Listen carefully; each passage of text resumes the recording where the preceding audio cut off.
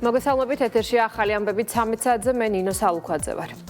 პრემიერ-მინისტრმა მთავრობის ადმინისტრაციაში სერბეთის პრეზიდენტს უმასპინძლა ალექსანდრ ვუჩიჩთან შეხვედრა პირისპირ და გაფართოებულ ფორმატში გაიმართა, რის შემდეგაც მედიისთვის ერთობლივი განცხადებები გაკეთდა. მხარებმა მთავარი აქცენტი სუვერენიტეტის, ტერიტორიული მთლიანობისა და ეკონომიკური თანამშრომლობის მხარდაჭერაზე გააკეთეს. მთავრობის მეთაურმა და სერბეთის ლიდერმა ხაზგასმით აღნიშნეს, რომ ორივე ქვეყნისთვის ფუნდამენტური მნიშვნელობა აქვს საერთაშორისო სამართლის პრინციპების დაცვას. საუბარი შეეხო ეკონომიკური კავშირების გაძლიერებას, მათ შორის თავისუფალი ვაჭრობის შეთანხმების გაფორმებას. ალექსანდრ ვუჩიჩმა საქართველოს მაღალ ეკონომიკურ ზრდას ევროპაში გამორჩეული მაგალითი უწოდა. თუმცა კოროშინაძე გვერდდება თემის დეტალებით პირდაპირ ეთერში.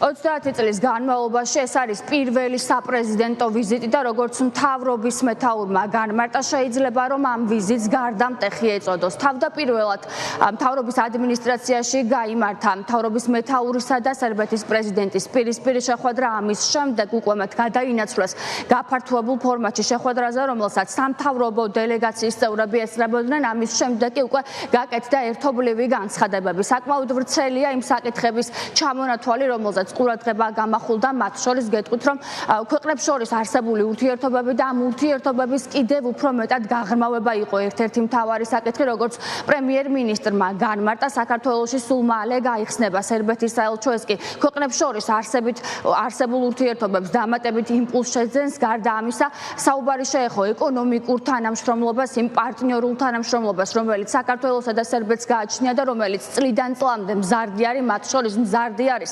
ეკონომიკური მაჩვენებლები და როგორც დღეს გახდა ცნობილი, მზადდება დოკუმენტი, რომლის გაფორმების შემდეგ, ანუ სულ მალე ქვეყნები გადავლენ ურთიერთობის ახალ ეტაპზე, რასაც თავისუფალი ვაჭრობის შეთანხმება ჰქვია.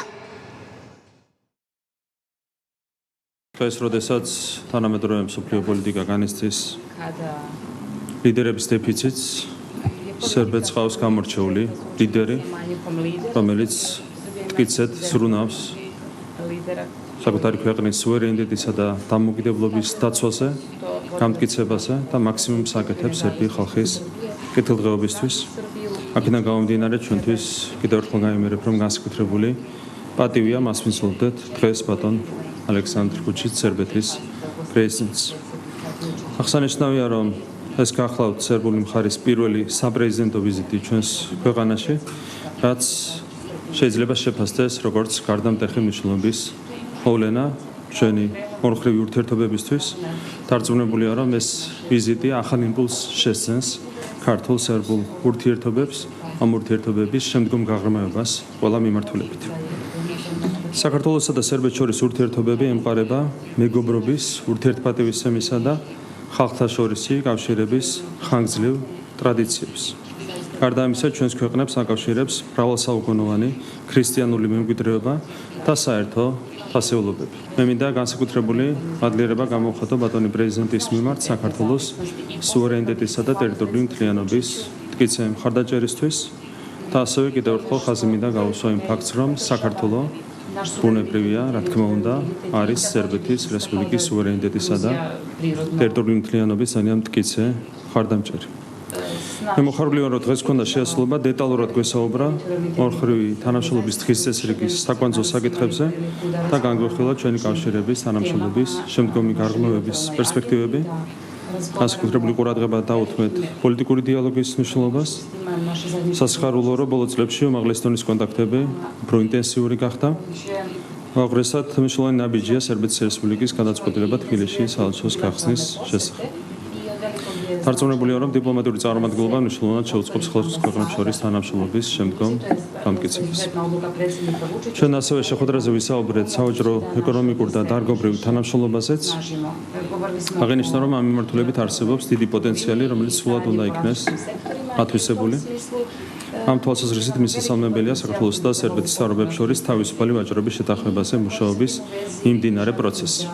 და უნდა აღინიშნოს, რომ გვაქვს დიდი წარმატება ამ პროცესში, რამდენიმე საკითხია შესაძლებელი და ამის შემდეგ ორივე მხარე მზად ვიქნებით უკვე თავისუფალი ვაჭრობის შეთანხმების ხელმოწერისთვის, რაც მომხრივად სასარგებლო იქნება ჩვენი ქვეყნების ეკონომიკური განვითარებისთვის და ასევე ჩვენს ქვეყნებს შორის ეკონომიკური კავშირების კიდევ უფრო მეტად გაღრმავებისთვის ჩვენს ქვეყნებს აკავშირებს საერთო ხედვა ევროპული ინტეგრაციის გზაზე, ასევე ჩვენ გვაქვს სამმართველობით საერთო გამოწვევებიც.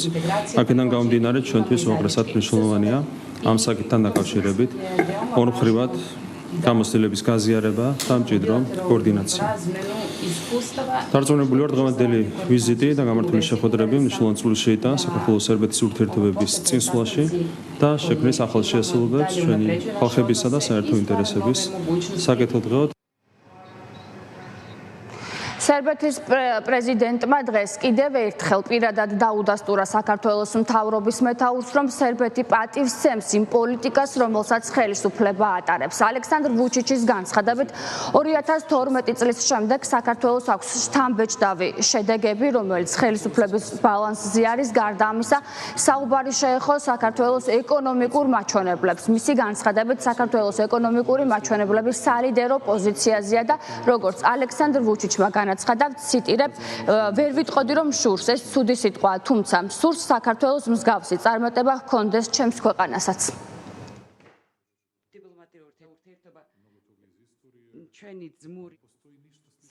დიპლომატიური ურთიერთობების მიღმა ჩვენ ქვეყნებს გააჩნიათ განსაკუთრებული ურთიერთობა. საქართველოს როგორც მეგობარ ერს და ქვეყანას ისევ უყურებთ ხანგრძლივი მართლმადიდებლური ტრადიციები გაგვაჩნია და ძალიან მიხარია, რომ მომეცა საშუალება პატრიარქთან შიო მესამესთან მქონოდა შეხვედრა. ჩვენი ძმური ორთოდოქსალური ურთიერთობა განსაკუთრებულია, მესმის რამდენად შორს მიმავალია. ჩვენი ხედვა სამომავლოდ ჩვენ მეგობრები ვართ და ყოველთვის პატივს ვცემთ ერთმანეთს. გვქონდა შეხვედრები, სხვა ღონისძიებები, სადაც ძალიან თბილად ვურთიერთობთ. ყოველთვის გვესმის ერთმანეთის იმ პოლიტიკის, რასაც ვახორციელებთ ჩვენს ქვეყანაში. ვამაყობ იმითაც, რასაც თქვენ მიაღწიეთ 2012 წლიდან დღემდე საქართველოს საოცარი შედეგები იქონია. ამაზე ვსაუბრობ სერბეთის სახელით. ქვეყანა აღიარებს თქვენს მიღწევებს. ზოგი ამას აღიქვამს, რომ თავისთავად ასე უნდა მომხდარიყო, მაგრამ ჩვენ ასე არ ვფიქრობთ. სერბეთში ყველა მიცის, რომ საქართველოს ეკონომიკური ზრდის მაჩვენებელი პირველ კვარტალში იყო 9.3%. ჩვენ ვიცით, რომ ევროპას მსგავსი მაჩვენებელი არ გააჩნია და ვამაყობთ თქვენი შედეგით.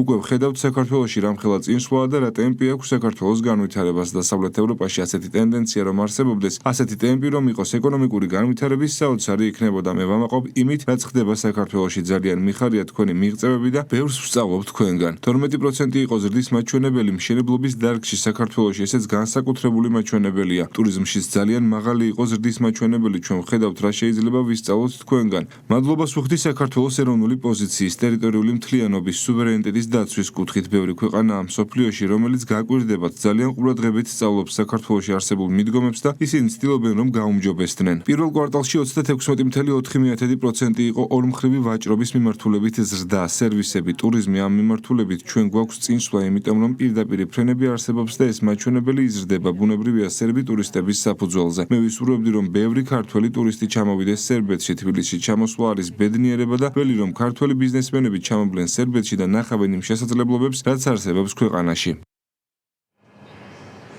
სერბეთის პრეზიდენტი მეუღლესთან და სამთავრობო დელეგაციასთან ერთად საქართველოს გუშინ ეწვია. უკვე გაიმართა შეხვედრა პრეზიდენტთან, მათ შორის ალექსანდრ ვუჩიჩი შეხვდა საქართველოს კათოლიკოს პატრიარქს, სულ ცოტა ხანში კი სერბეთის პრეზიდენტს საკანონმდებლო ორგანოში პარლამენტის თავმჯდომარე უმასპინძლებს.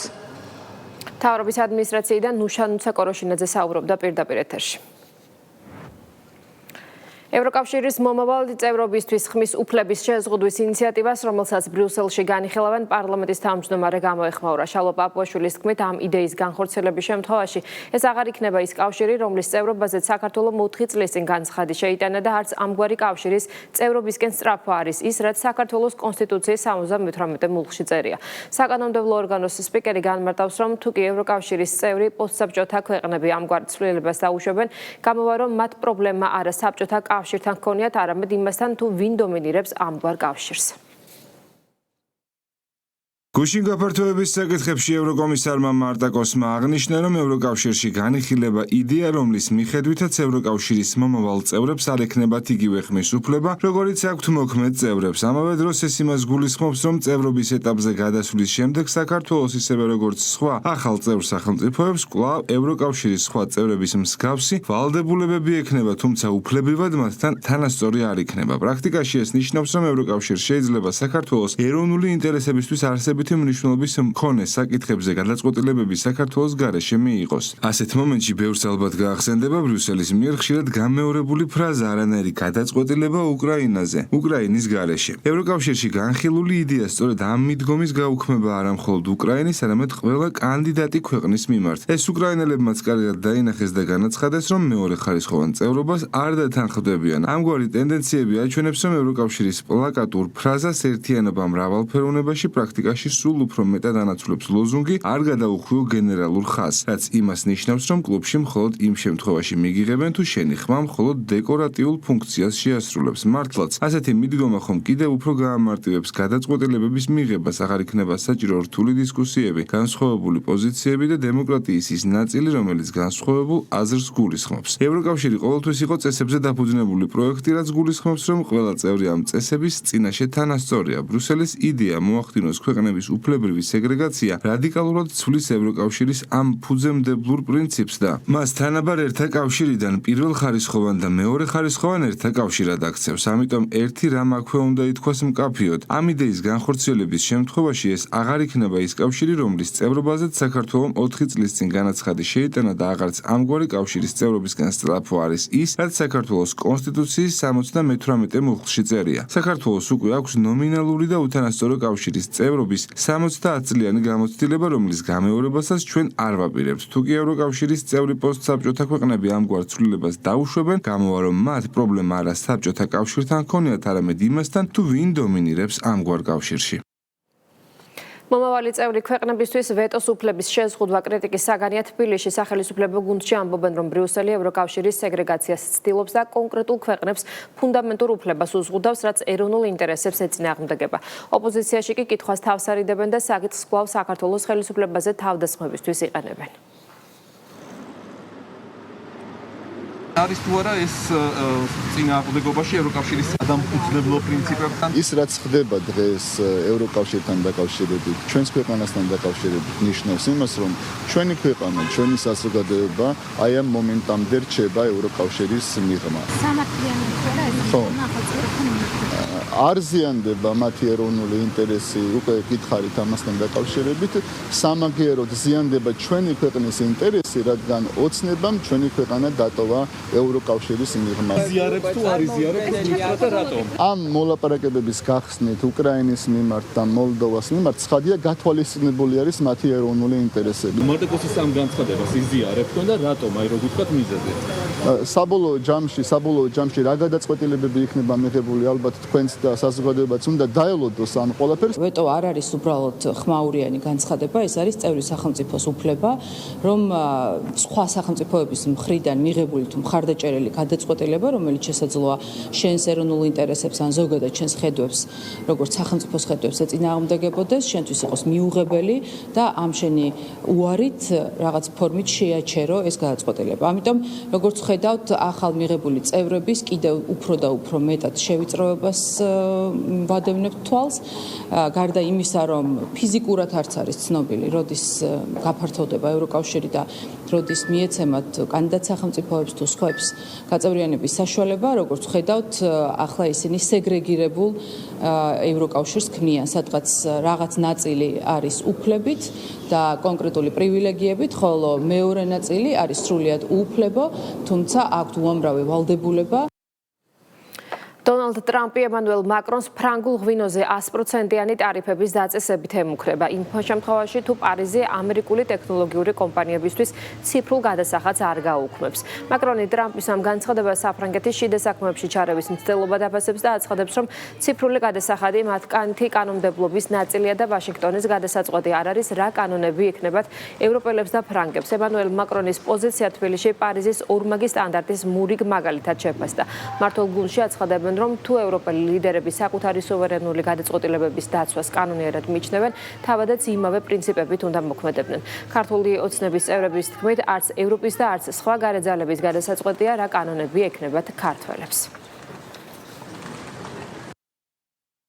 მე ვთხოვე, რომ ამერიკული კომპანიებისთვის გადასახადი არ დაეკისრებინა, თუ ისინი ამას გააკეთებენ, მე სხვა გზა არ მექნება, გარდა იმისა, რომ საფრანგეთიდან შემოტანილ ყველა შამპანურსა და ღვინოზე 100%-იანი ტარიფი დავაწესო.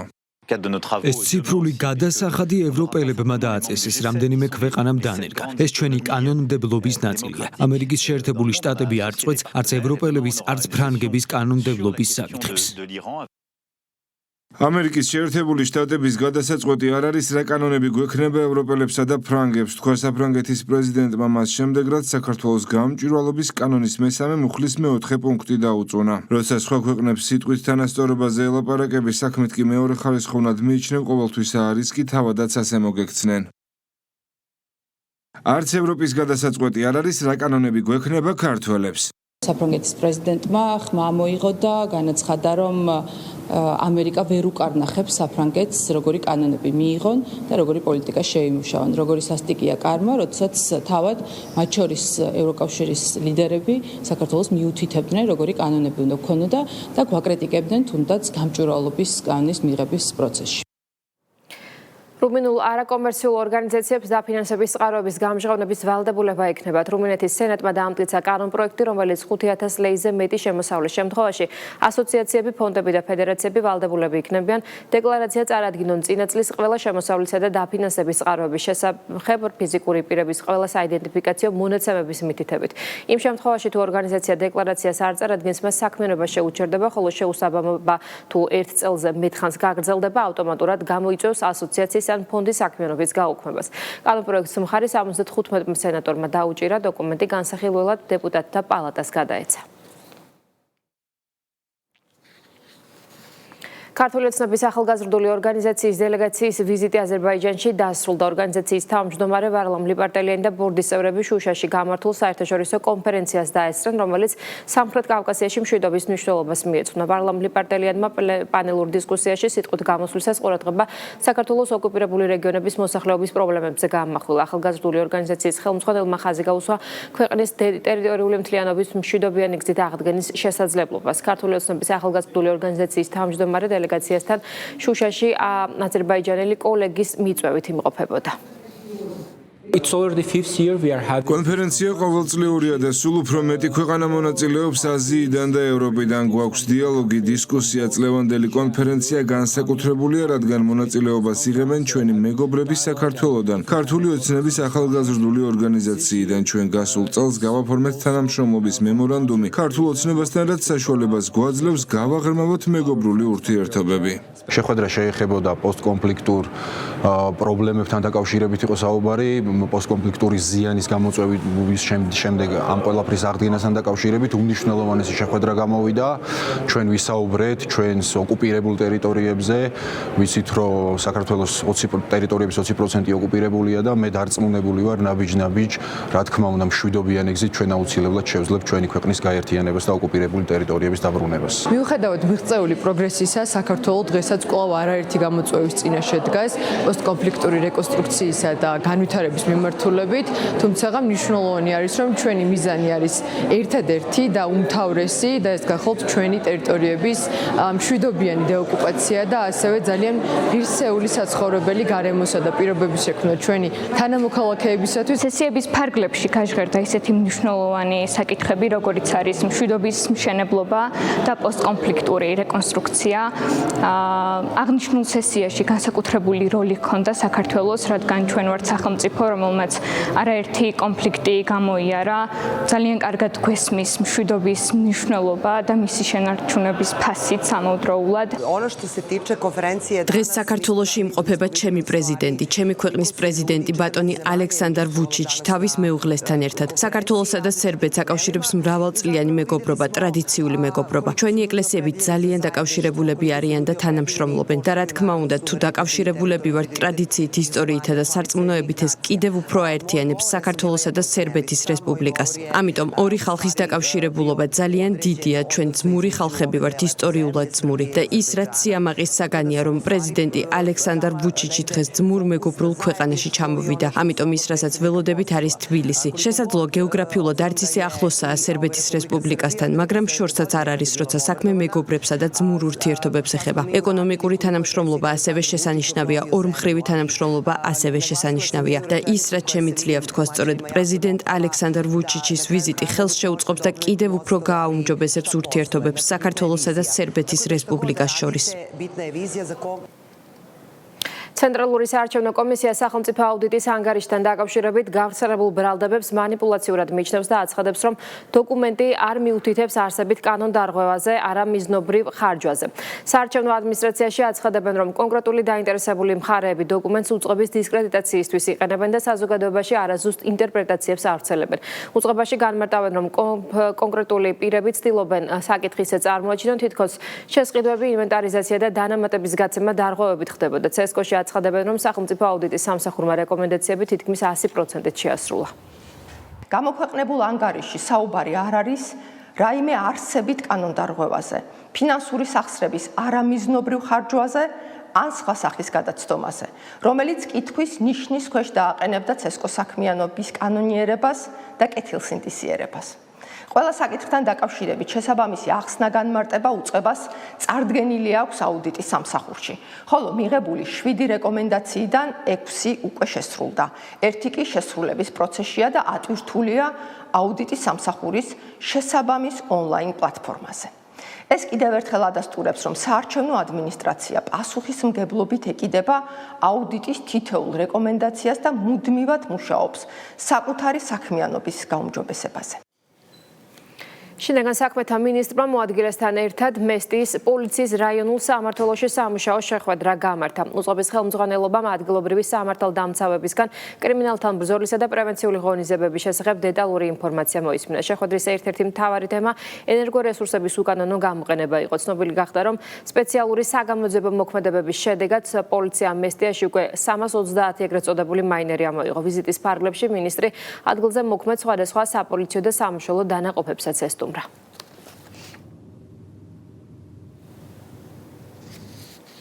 შინაგან საქმეთა სამინისტრომ თბილისში ნარკოტიკების უკანონო რეალიზაციის ბრალდებით 2 პირი დააკავა, მათგან ერთი წარსულში ნასამართლებია.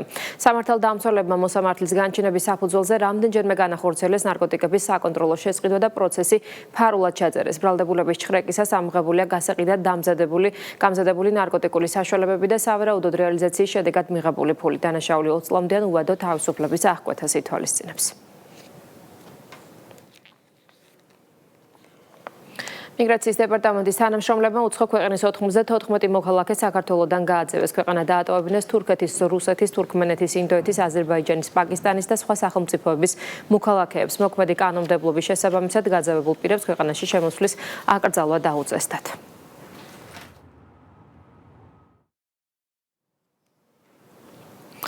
სასაზღვრო პოლიციამ ინტერპოლის მიერ წითელი ცირკულარით ზებნილი 3 პირი დააკავა. ჩატარებული ოპერატიული ღონისძიებებისა და საგამოძიებო მოქმედებების შედეგად დაადგინდა, რომ ერთ-ერთმა დაკავებულმა სასაზღვრო კონტროლი გამტარი პუნქტი სარფის გვერდისავლით უკანონოდ გადმოკვეთა საზღვარი, ხოლო 2-მა მათგანმა ჯერ კიდევ მაშინ ვიდრე მათზე საერთაშორისო ძებნა გამოცხადდებოდა. ამჟამად დაკავებულების მიმართ კანონით გათვალისწინებული საექსტრადაციო პროცედურები მიმდინარეობს.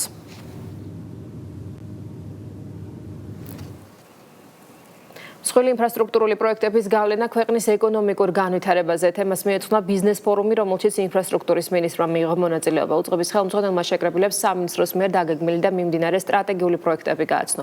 ორგანიზაცია ბიზნეს ინსაიდერი საქართველოს მიერ გამართულ შეხვედრაზე ყურადღება გამახვილდა საგზაო დერეფნების განვითარებასა და ახალი სამუშაო ადგილების შექმნაზე. დისკუსიის დროს საკანონმდებლო, საფინანსო და სამშენებლო სექტორის წარმომადგენლებმა კერძო ინვესტიციების მოზიდვის მნიშვნელობაზეც იმსჯელეს.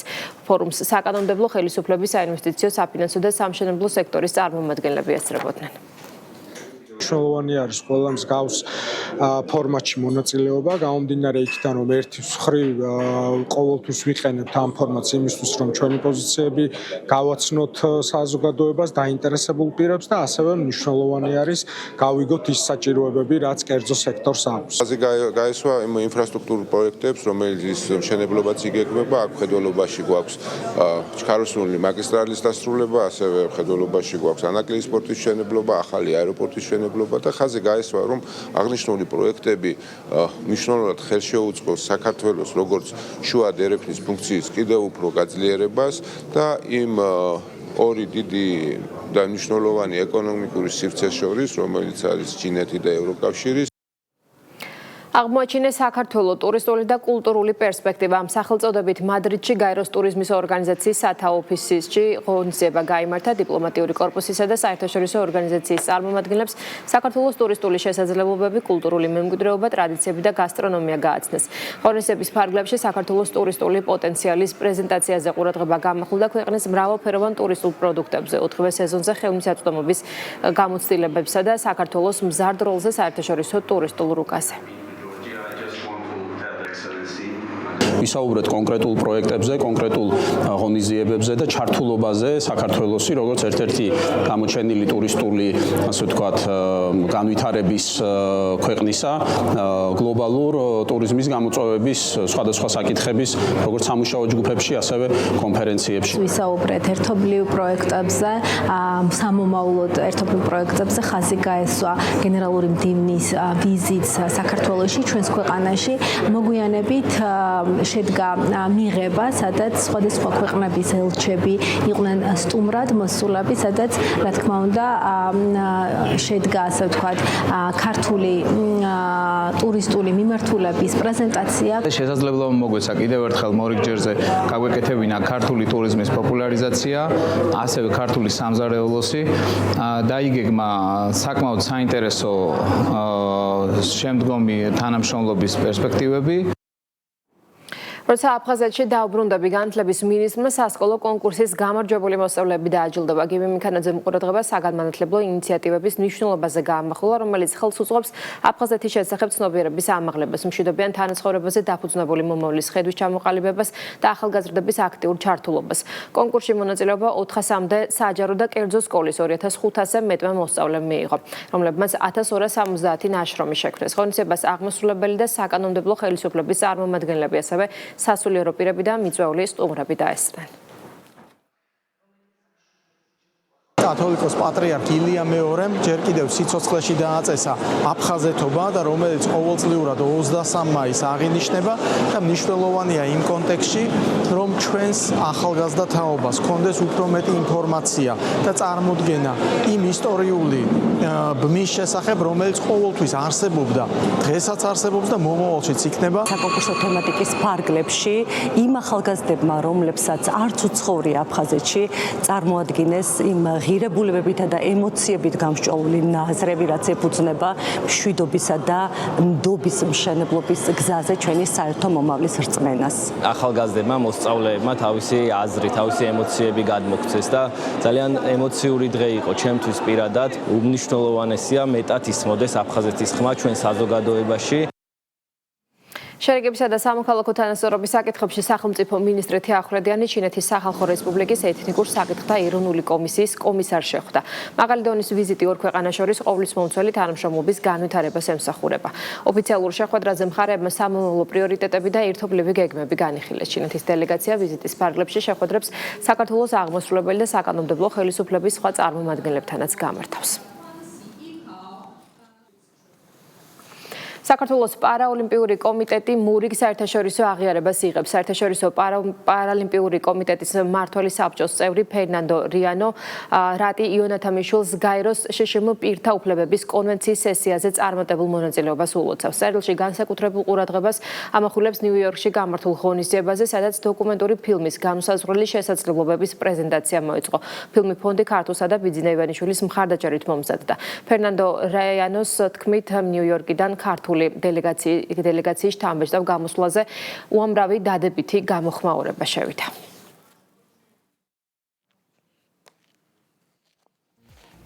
პირდაპირ ეთერში 4 საათზე დაბრუნდებით, ეთერს ბიზნეს პოსტი გააგრძელებს.